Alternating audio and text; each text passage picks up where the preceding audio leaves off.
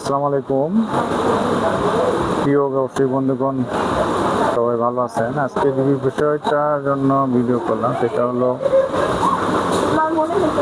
এই যে IR 2110 equivalent যে আইসিটা আমরা আপনাদের কাছে দিচ্ছি, এটা যাতে ইজি প্রসেসে আপনার চিরুনি ঝালাই করতে পারেন এবং তেরা ব্যাগা যাতে না হয় সেই প্রসেসিংটা দেখানোর জন্যই আজকে ভিডিওটা করা।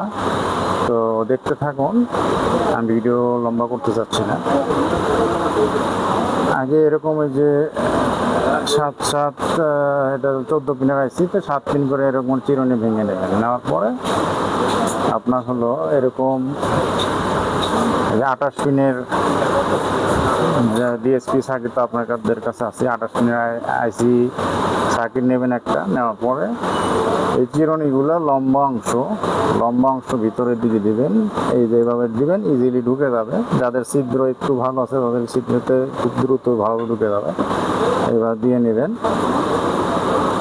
এইভাবে নেবেন। নেওয়ার পরে এই যে এটাও আপনি ইজিলি আপনি চিরুনিতে ঢুকে যাবে।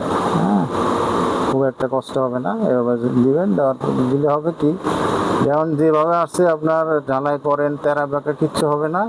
আপনি ডাইরেক্ট আইসি বসালেও কোনো সমস্যা হবে না, আবার বেজের ভিতর বসালেও কোনো সমস্যা হবে না। তো ঠিক আছে